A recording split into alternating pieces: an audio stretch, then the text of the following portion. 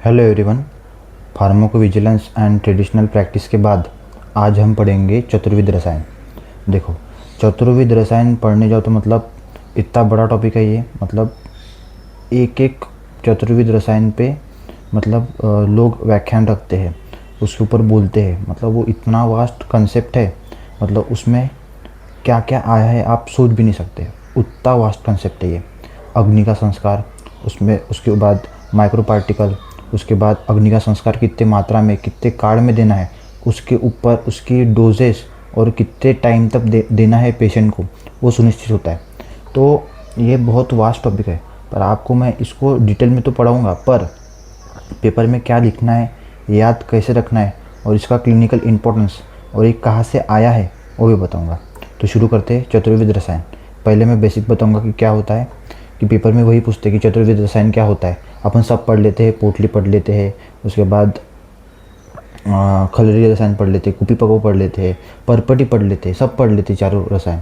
पर चतुर्विध रसायन होता क्या है वो ही नहीं पता रहता। बस अपने को चतुर्विध रसायन, अरे हाँ, फिर पेपर अपने को याद आता है कि चतुर्विध रसायन होता क्या है, ये तो अपने को पता ही नहीं है।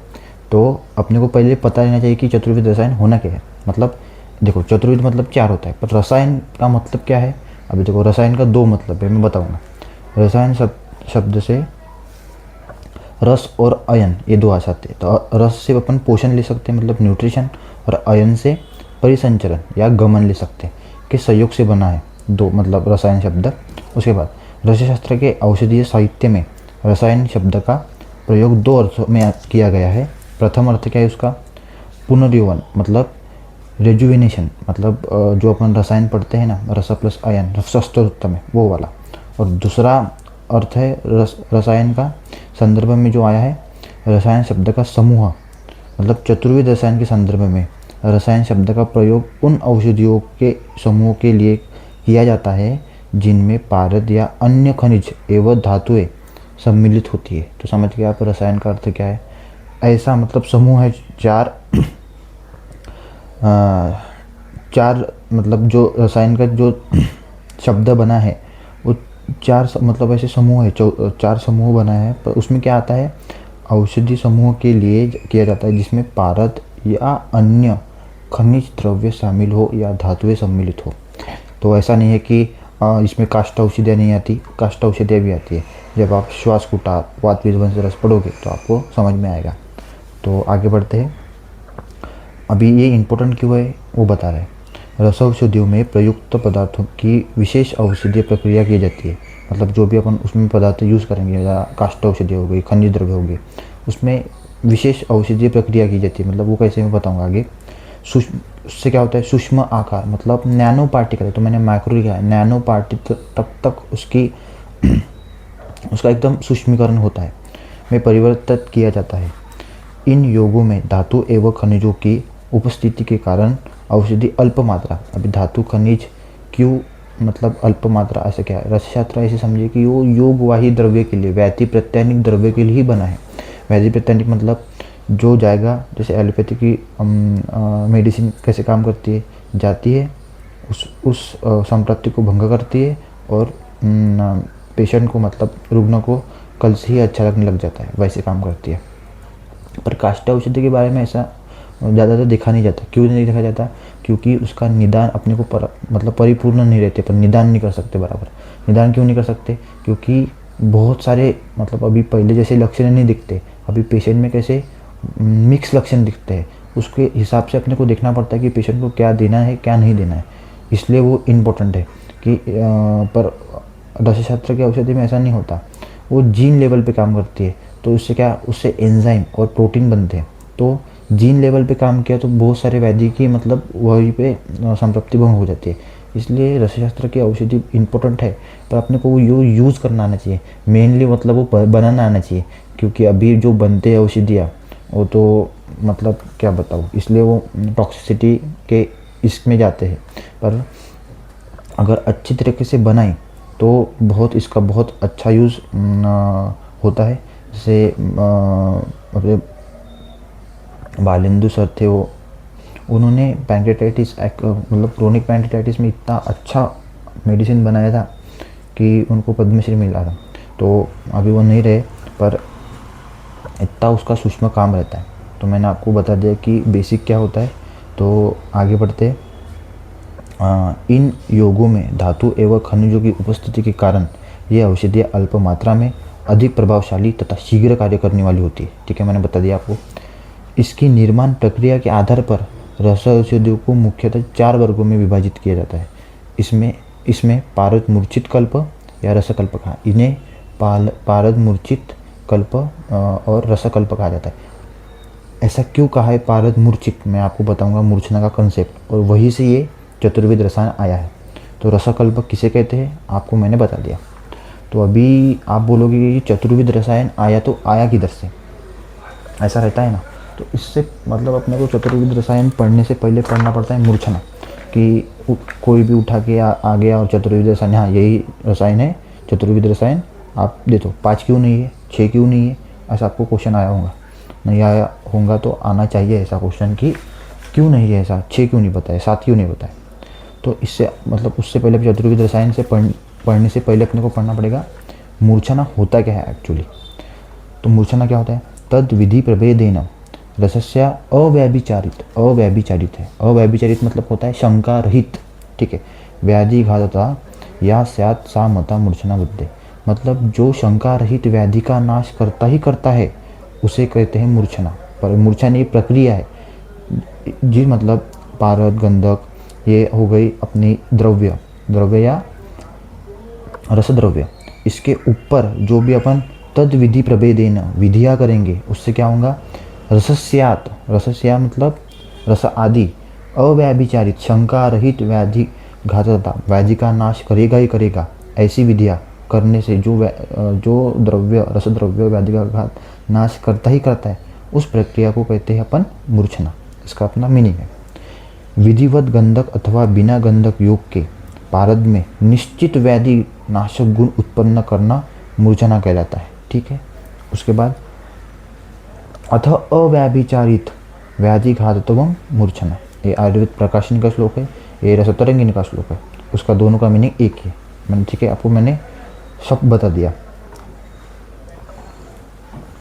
यह श्लेष्म अनिल पित्त दोष शमनी रोगापहो मूर्छता, इसका ये भी मीनिंग है कि गुण क्या है, वात पित्त कफदोष का शमन करते, रोगों का नाश करता है मूर्छना। ठीक है, अभी अपने को पता नहीं कि मैंने बताया कि 6 क्यों नहीं है, 7 क्यों नहीं है, तो इसके आधार पे मूर्छना के प्रकार के आधार पे इसमें क्या होता है, 2 सगंध और निर्गंध। अभी सगंध आग, आपने को मूर्छना बोला कि आग बंद कर दिया कि आना चाहिए, मैंने इसका पूरा डिटेल वीडियो बनाया है, आप जाके देख सकते हो, पर इधर मैं आपको एक बार रिवाइज कर देता हूँ।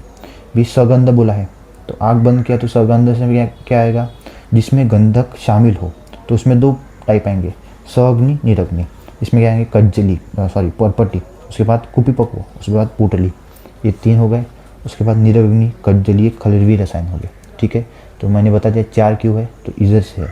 निर्गंध, निर्गंध आग बंद करो, निर्गंध तो बिना गंधक के, उसमें 2 सअग्नि निरग्नि। रस पुष्प और रस कर्पूर, मुग्ध रस, तो ये मुग्ध रस खलवी रसायन हो गया। रस कर्पूर रस पुष्प ये कुपिपक्व रसायन हो गया अपने। तो कुपिपक्व रसायन खलवी रसायन ये 4 ही क्यों है, आपको मैंने ये सब बता दिया डिटेल में।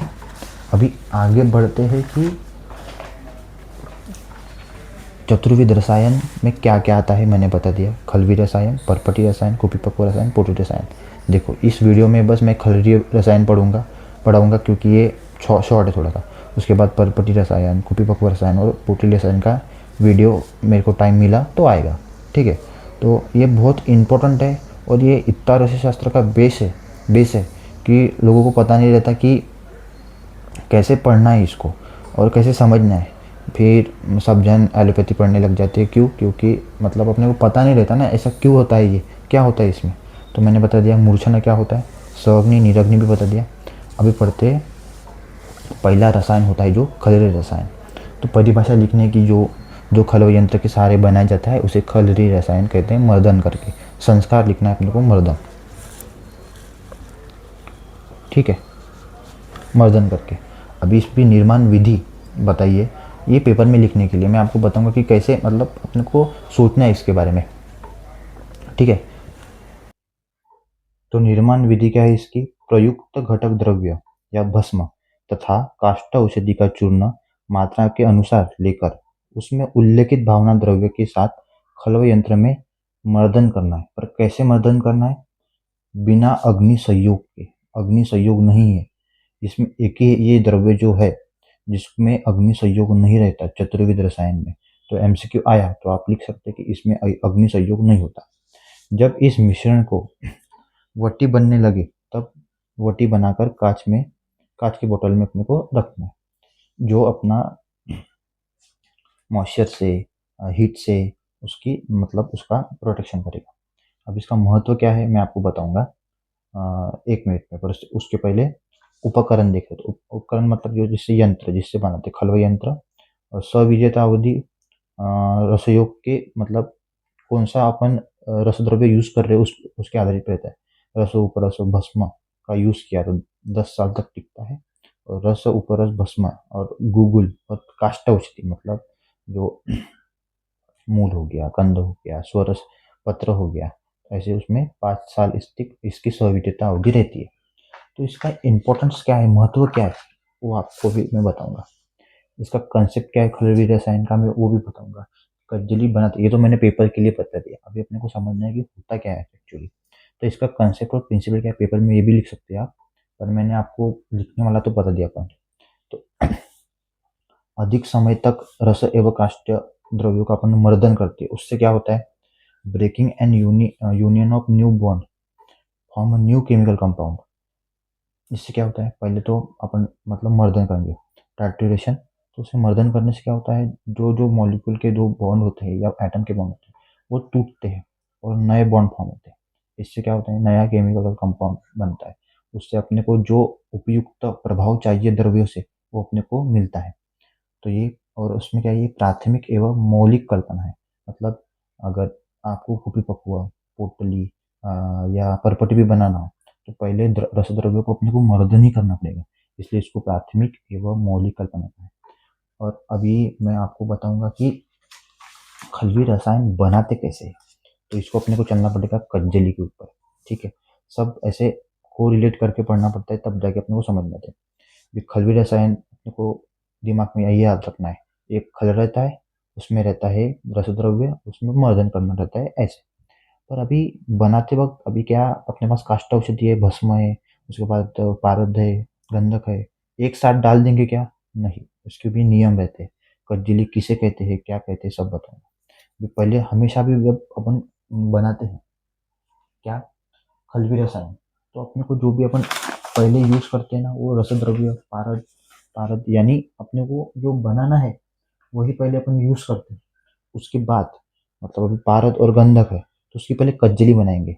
उसके बाद जो भी रसभस्म मतलब लोह दिया है, भस्म दिया है, वो डालेंगे, उसकी कज्जली उसके साथ मर्दन करेंगे। उसके बाद काष्ठ औषधि डालेंगे और उसके बाद डालेंगे भावना। तो समझ गए सीक्वेंस, ये रूल होता है।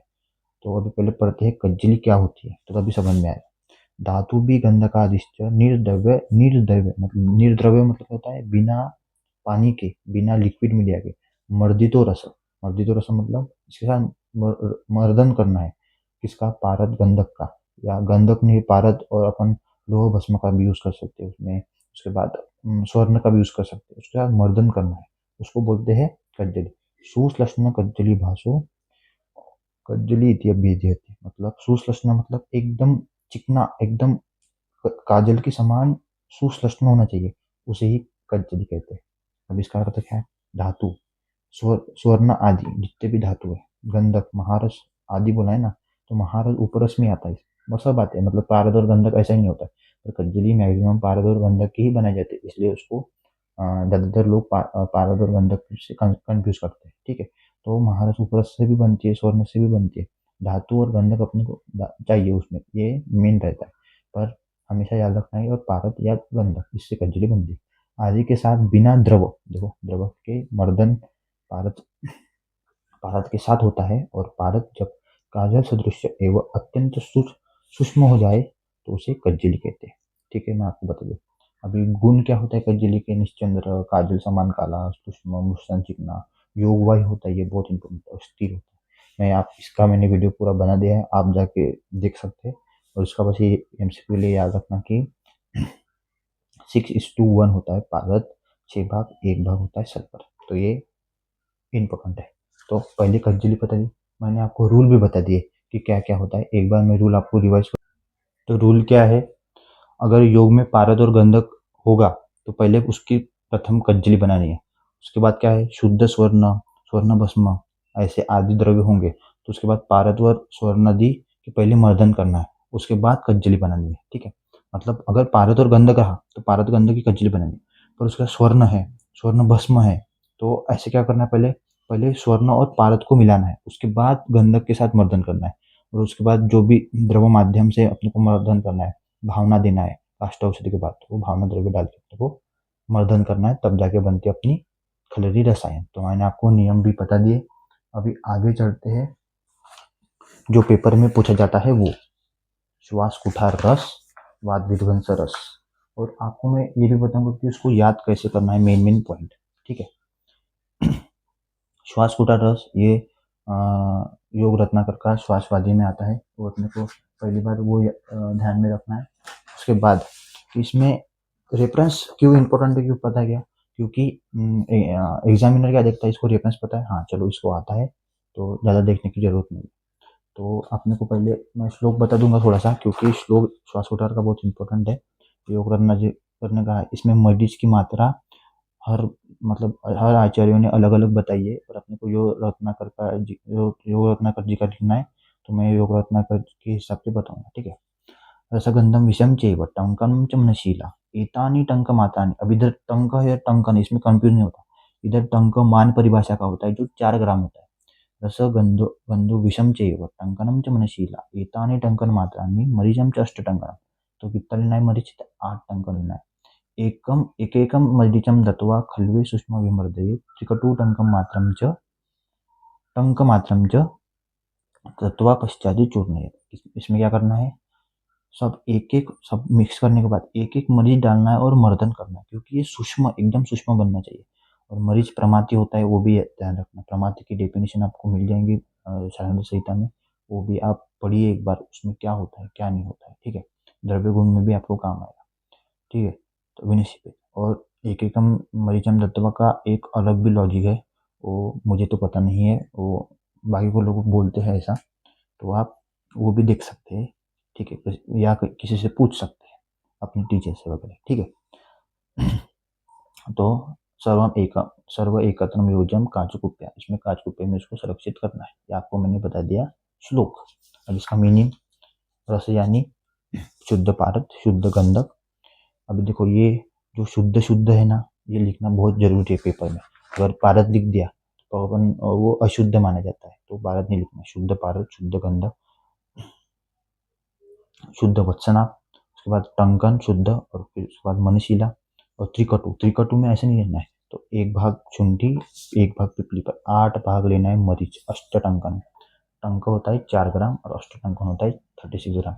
सब 4 4 ग्राम लेना है, बस जो मरीच है वो अष्ट टंकन लेना है। इसकी मात्रा क्या है, 1 से 2 रत्ती, मतलब 125 mg से 250 mg तक। अनुपान है मध और नागवल्ली स्वरस। इसकी भावना द्रव्य मेरे को दिखाई, मतलब श्लोक में आपने देखा था नहीं, पर कुछ बोलते हैं कि इसकी भावना द्रव्य अदरक, वासा और नागवल्ली की 3 भावना देते हैं, तो आप वो भी लिख सकते हैं, पर मेरे हिसाब से ना लिखा तो अच्छा है। भावना द्रव्य का इंपॉर्टेंस मैंने भी बता दिया था, नहीं बताऊंगा तो मैं और एक बार बताऊंगा आपको क्या होता है वो। ठीक है, उसके बाद प्रयोग क्या है, श्वास, काश, वात और कफज रोग में इसका यूज होता है। जिसमें वात विध्वंस रस क्या है, योग रत्नाकर वात व्याधि चिकित्सा में आया है। इसमें हमेशा याद रखना है कितने द्रव्य है, क्या पूछा गया है। शुद्ध पारद, शुद्ध गंधक दोनों साथ में आते हैं। नागभंग साथ में आते हैं, तो नागभंग लोहा अकेला आता है। अभ्रक ताम्र साथ में आते हैं, जैसे किसमें, आरोग्यवर्धिनी में। ठीक है, टंकन और वत्सनाभ साथ में आते हैं, पर इसमें हमेशा याद रखना कि सबका एक एक भाग है, पर जो वत्सनाभ है ना, 4 प्लस आधा भाग, मतलब 4 भाग ले रहा है और उसमें आधा भाग और, तो इतना भाग लेता है वत्सनाभ। उसके बाद त्रिकटु, त्रिकटु में भी एक है, शुंठी 2 भाग लेनी है, मरीच 1 भाग और पिपली 2 भाग लेनी है। और इसमें भावना द्रव्य बहुत इंपॉर्टेंट है, 10 भावना द्रव्य का है। चित्रक, मूल क्वाथ, भूंगराज वरस, उसके बाद कुष्ठ, उसके बाद निर्गुंडिका, उसके बाद अर्कशीर, आम्लकी नहीं है, ये भू आम्लकी है। ठीक है, उसके बाद नींबू स्वरस, चंद्रशूर जल, उसके बाद त्रिकटु और त्रिफला। इसकी भावना देनी है सबको। और इसकी मात्रा क्या है, 1 रत्ती यानी 250 mg अनुपान इसका। कोष्णजल है, उपयोग वातशूल, वातजग्रहणी, सन्निपातजोत और कपच रोग। अभी कपच रोग क्यों, इसमें कौन से त्रिकटु त्रिफला का भावना का द्रव्य जो दिया है मतलब उसमें, तो वो कफनाशक होता है। ऐसे आप सब सब डिसीज के लिए लॉजिक लगाइए कि इसमें ये क्यों यूज होता है। ज़्यादातर श्वास कुटार रस ऐसा क्यों होता है, वो इसमें अभी कज्जली आ गई तो योगवाही है, तो सूक्ष्म स्रोतोगामी होती है, वो उधर जाके जल्दी से एक्ट करके श्वास कम करते, काश को कम करती है। काश की संप्राप्ति आप पढ़िए एक बार, वो अपान वायु की दृष्टि बताइए। अपान वायु की दृष्टि तो होती है पर वो स्पेसिफिक कंडीशन है। ज़्यादातर उरस्थान उदानस्य नासा नाभि गलनश्रयी, तो उदान स्थान की दृष्टि ज़्यादा होती है। तो आप एक बार उसको अच्छे तरीके से संहिता से पढ़िए, टेक्स्ट बुक मत रेफर कीजिए। तो मैंने आपको श्वासकुटार और वाद विध्वंस रस बता दिया। आखिरी जाते जाते समय तक मैं बता दूं कि इम्पोर्टेंस ऑफ भावना होता क्या है। तो भावना अपन देते हैं ना, तो सुबह शुरू करने का और रात तक मतलब सायंकाल तक मिनिमम 8 आवर तक अपने को भावना एक द्रव्य को देनी ही देनी है, तो उसको ही भावना कहते हैं। नहीं तो ले लिया और ऐसे ऐसे मर्दन कर दिया तो कुछ फायदा नहीं रहता। तो इम्पोर्टेंस क्या है भावना द्रव्य का, selection of brown liquid media is very important, क्योंकि सिनर्जिस्टिक जो इफेक्ट होता है मतलब प्रभाव को बढ़ाता है। Cover the unpleasant colour order and increase the quality of जो अपन द्रव्य देते हैं। अब ये इतना सा रहता है वो, पर उसको अपने भावना द्रव्य जो थोड़ा सा बढ़ जाता है, तो इसलिए भी इम्पोर्टेंट होता है। एंटागोनिस्ट इफेक्ट भी दिखाता है क्योंकि वो प्रभाव को बढ़ाता है, जैसे वत्सनाप और टंकन दोनों को अच्छे से मर्दन करना पड़ता है, तो वो क्या है, डिक्रीज द टॉक्सिक प्रॉपर्टी। तो भावना द्रव्य का इंपॉर्टेंट भी बता दिया मैंने। उसके बाद कंसेप्ट एंड प्रिंसिपल ऑफ मतलब टार्ट्रेशन भी बता दिया, breaking and formation of new bond कज्जली बता दी, चतुर्विध रसायन होता क्या है वो भी बता दिया। आपको इसके नोट्स मेरे क्या बोलते हैं उसको इंस्टाग्राम चैनल पेज पे मिल जाएंगे, रॉ BMS है, इसका लिंक बायो में मिल जाएगा। आपको अच्छे से पढ़िए, मन से पढ़िए, डिटेल में पढ़िए और उसके बाद पेपर में लिख के आइए। अगर आप ऐसे पढ़ोगे तो आपको समझ में आएगा कि हाँ चतुर्विध रसायन होता क्या है, अपन इसका क्यों यूज़ करते हैं और क्या इसका महत्व है। हाँ तो जाते जाते मैं आपको याद कैसे करना है वो तो बताना भूल गया, सॉरी। हाँ तो ये क्या है, मैंने बताया अपने पेपर के हिसाब से नोट बनाए थे। चतुर्विध रसायन होता क्या है, उसमें मेन पॉइंट क्या है आना चाहिए, वो खलवी रसायन ले लिया, परपटी कुपिपक्व पोटली ऐसे लिया था मैंने। तो व्याख्या आनी चाहिए, निर्माण विधि, यंत्र और उसकी आकृति निकालना ही निकालना है। तो अग्नि संस्कार है कि नहीं है, संस्कार कौन सा होता है, मर्दन संस्कार। काल कितना है, तो इसमें ज़्यादा काल नहीं रहता, मतलब भावना द्रव्य जितना लेंगे अपन तो इसमें काल ज़्यादा लगता है। तो काल कितना है, रसायन अनुसार और कल्पानुसार, मतलब कल्प के हिसाब से और रसायन के हिसाब से कितना देर तक मर्दन करना है वो। उसके बाद सिद्धि देखनी है, कज्जली भासो की समान होती है, गुटी फॉर्मेशन होती है, तो ये सिद्धि लक्षण है, सिद्धि लक्षण देखो। उसके बाद मात्रा कितनी है, 2 से 4 गुंजा, ये मतलब मैक्सिमम मात्रा ये होती है 4 गुंजा तक, 2 से 4 गुंजा तक। अनुपान क्या रहता है, मध ज़्यादा रहता है, पर स्पेसिफिक पूछा तो मैंने नागवली का बताया, कोष्णजल बताया वैसे। और रोगनिरोधकता क्या है, ये आमाशयगत होता है, मैंने बताया ना श्वास का आमाशयगत होता है। जैसे जैसे अपन अग्नि संस्कार बढ़ाएंगे वैसे वो ग्रहणी तक जाता है, प्राण व स्रोतस अग्नि का संस्कार बढ़ा कुपिपक्व, और ये CNS तक जाता है, मतलब न्यूरो जो होता है नर्वस सिस्टम वहाँ तक भी पोटली रसायन जाता है। तो वैसे अग्नि संस्कार बढ़ा, उसका पोट बंद मतलब पार के 25-26 जितने भी बंद होते हैं उसको बराबर बांध कर, मतलब उसका चंचलत्व कम कर कर, उसका हंस गति, पारक गति उसको कम कर कर, दोष नष्ट कर कर अपन ने यूज किया उसका, तो सूक्ष्मतर स्रोतगामी जाकर व्याधि का नाश करता है। ठीक है, उसके बाद सवीर्यता अवधि 1 साल होती है, जैसे जैसे बढ़ते 10 साल। और पोटली रसायन कुपिपक्व रसायन जितने पुराने हो उतना अच्छा, ऐसा बोला है। ठीक है, उसके बाद उसका उद्देश्य क्या है, उसके प्रकार क्या है, और आखिरी में लिखना है अग्नि संयोग के काल मात्रा के वरुण, मतलब मात्रा के हिसाब से अग्नि अग्नि संयोग का काल और उनकी उसकी मात्रा मतलब तीक्ष्ण अग्नि देना है, मृदु अग्नि देना है, मध्यम अग्नि देना है, वैसे। रसायन की सविधता अवधि और मात्रा के गुणधर्म में बदलाव होता है। अगर अग्नि ज़्यादा दी, अभी कुपिपक्व और पोटली रसायन में क्या होता है, अग्नि ज़्यादा पारक बंध ज़्यादा होता है, तो उसकी मात्रा कम है, बहुत कम। ठीक है, पोटली की आप तो ऐसे मानोगे कि इतनी मात्रा कम रहती है, जैसे पोटली रही 2 बार उसको राउंड किया पानी पे बस हो गई उसकी मात्रा, तो उसकी मात्रा इतनी कम रहती है। तो क्या होता है, अग्नि के काल कितना काल देंगे उसकी और मात्रा के हिसाब से उसके मतलब क्या होता है, जो चतुर्विध रसायन होता है अपने उसमें कितना अपने कितना अवधि तक देना है पेशेंट को, उसकी मात्रा और उसके गुणधर्म में बदलाव आते हैं। और वो गामित्व बदलता है, मतलब एकदम सूक्ष्म गामित्व होता है। उसकी स्व-वीर्यता अवधि बढ़ती है, उसका कार्मकत्व बढ़ता है और उसकी मात्रा कम होती है। तो ऐसा होता है इम्पोर्टेंट चतुर्वेद रसायन का, ये बहुत इंपॉर्टेंट है। आपको मैंने सब बता दिया, इसके नोट्स आपको मैं डाल दूंगा मेरे इंस्टाग्राम चैनल पे, जाके देखिए। तब तक के लिए पढ़ते रहिए। धन्यवाद। Thank you.